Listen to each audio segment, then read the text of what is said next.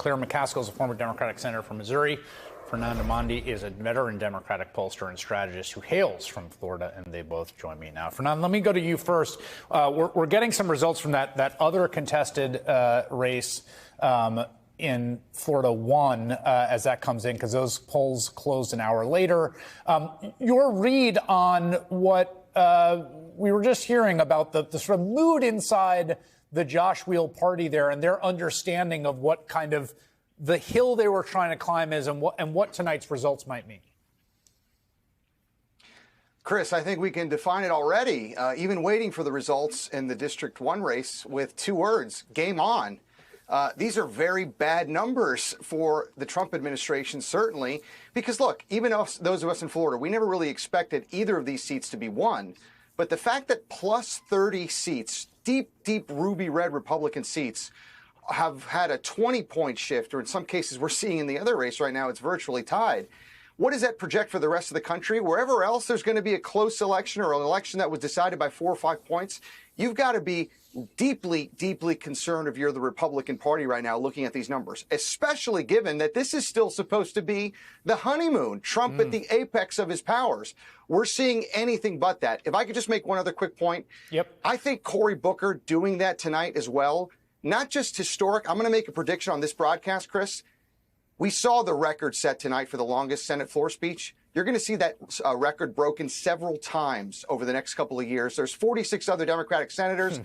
Cory Booker has broken the seal. Now the endurance test challenge is going to go to all the other ones because they have finally found their voice, and the voice is resist. Do not let the fascist regime, which unfortunately is the path that the Trump administration is clearly showing they're taking in these first 2 months, win, and they have to stand up and inspire, because certainly a huge segment of the American voters feel that way. We're seeing that in Florida 6 and in Florida 1 tonight. Fernando, let me just say, we have that call there for Randy Fine over Josh Weil right now. That's about 11 points with 91% in. And in that other race in Congressional District 1, if I can do my Timu brand Steve Kornacki here, that's right now, that's looking like a, that's a 6-point race. We should note that we got 50% of the vote in right away. That was probably the early vote. That tends to swing more Democratic. It's clearly moving towards the Republicans as it goes in. But still, that's a 6-point race with 75% in, okay? Again, Gaetz won against this exact same candidate, Gay Vallimont, just in November by 30-plus points. So, Claire, we still got Wisconsin tonight.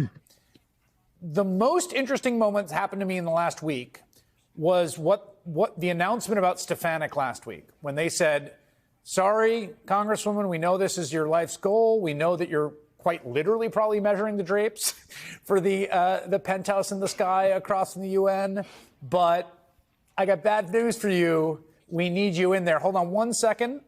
We do have a call there in that other district. Jimmy Patronis is projected to be the winner in Florida House Special 1. That's a Republican who's running in that seat to replace a guy by the name of Matt Gaetz.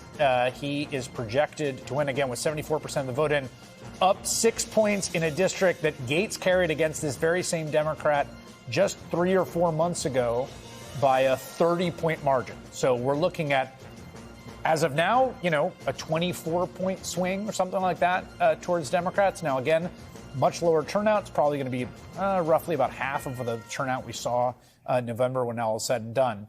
But clear to this point, everyone can read these numbers. And if you just say, look, 20-point swing in a special, that Stefanik seat, which is a safe seat, is all of a sudden essentially a toss-up. And that decision they made last week is both looking pretty smart, but also that they understand there's something afoot here. Yeah. And by the way, it showed weakness. And we all know how Trump loves to show weakness. Basically saying, I can't win her district, she has to stay in her job, is a huge admission from Donald Trump. And I think what's happening tonight, and by the way, Chris, I want to say that my sources on the Hill and that know people in the White House, part of them are kind of hoping that Musk crashes tonight. Mm-hmm. If Musk crashes tonight, it slows him down. And to say that there is a lot of nervousness among Republicans on Capitol Hill about Elon Musk is an understatement. They know he is not popular. They know he's less popular than Donald Trump. And you've already done a good job of explaining that Trump's numbers are not one that any new president should be proud of. So it really is. I think tonight, Wisconsin is really an inflection point. If the Democratic candidate for the Supreme Court wins there, I think you're going to have some Republicans on Capitol Hill. They're going to be relieved, and it'll be interesting to see how Donald Trump handles Elon Musk. That's a really interesting point on that Musk. It's perplexing because he's such a compelling, charismatic, gripping figure. I just find him so just sort of relentlessly likable in public. It's just weird that it hasn't sort of worn that well. There's some interesting polling, Claire, to your point. I mean, all this stuff benchmarks off the top of the ticket, right? There's local issues in Wisconsin, particularly. There's lots of local issues. That court is going to decide whether a sort of defrosted caveman law on abortion is going to come back to life or not. But for now, I mean, we've got new AP polling on Trump's approval today. He's minus 14. Like, it's 42% approved, 56% disapprove. He's got bad numbers on the economy and stuff. Again, we're early here, but they have been trying to pull off this kind of psych job. Resistance is futile. And it does seem to me that tonight might be a little bit of an inflection point to what Claire was saying about how effective that psych job is. Well, remember, they like to invent the reality-based world that they live in between their ears, and that crashes against election results, as we're seeing tonight. And certainly the other metric for that, as you alluded to, Chris, is approval rating. Donald Trump has the lowest approval rating of any president since modern polling started at this early point in his administration. And I think Claire also mentioned as well, their brand has always been strength.